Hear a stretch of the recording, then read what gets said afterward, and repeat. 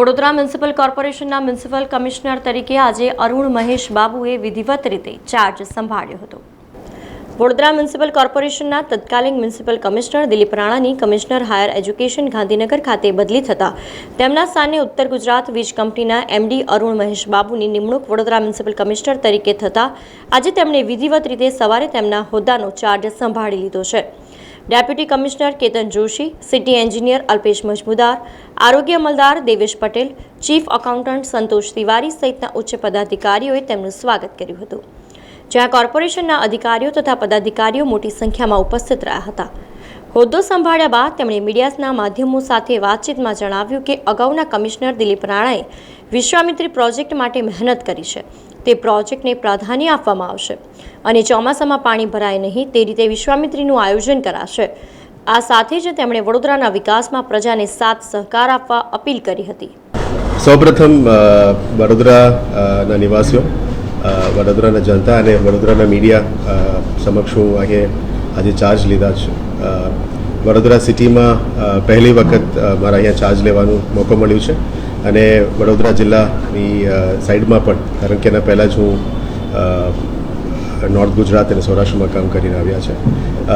આજે આ ચાર્જ વીએમસીમાં સંભાળ્યું છે અને આઉટગોઈંગ કમિશનર શ્રી દિલીપ રાણા સરને પણ હું બેસ્ટ વિશેસ પાઠવું છું અને જેટલા દિવસની આજે 2 વર્ષની જે કામગીરી કરેલા છે એમને ટીમ દ્વારા એને પણ આભાર માનીને અભિનંદન પાઠવીને અહીંયા ચાર્જ લઈ રહ્યા છે.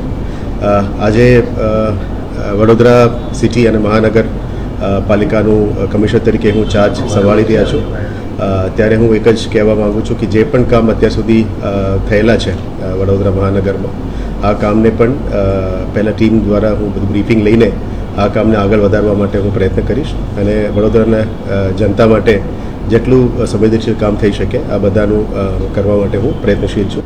નેશનલ લીડરશિપ અને સ્ટેટ લીડરશિપની જે વિઝન છે જે ગુજરાત માટે અને વડોદરા માટે, એ વિઝન સાથે જ અમે જોડીને આગળ વધવા માંગીએ છીએ. વડોદરા સિટી કલ્ચરલ કેપિટલ કહેવાય છે અને ઘણું બધું હું વડોદરા બાબતમાં સાંભળ્યું પણ છે. એટલે જેટલા પણ કામગીરી અત્યાર સુધી સિટીમાં થયેલું છે એને પોલિટિકલ બોડી અને એડમિનિસ્ટ્રેટિવ વિંગ સાથે મળીને પબ્લિકના જનતાના ઇનપુટ્સ લઈને અમે આગળ કરવા વિચારી રહ્યા છે. ખાસ કરીને જે વિશ્વામિત્રી પ્રોજેક્ટની કામગીરી શરૂઆત લગભગ 40% પૂરું કરવામાં આવ્યું છે એવું મને બ્રીફિંગ મળ્યું છે. આવનારા દિવસોમાં એને કેવી રીતે વેગ આપી શકાય એના ઉપર અમે વિચારવું જોઈએ.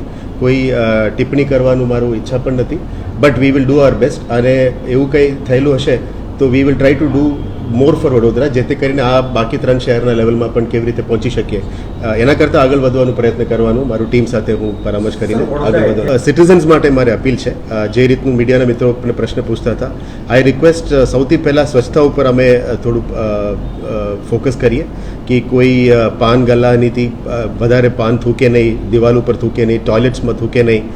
એટલે થોડું જરૂરત પડે તો કડક પગલાઓ પણ લઈશું જેથી કરીને સિટીની સ્વચ્છતા સારી રીતે જાળવી શકે.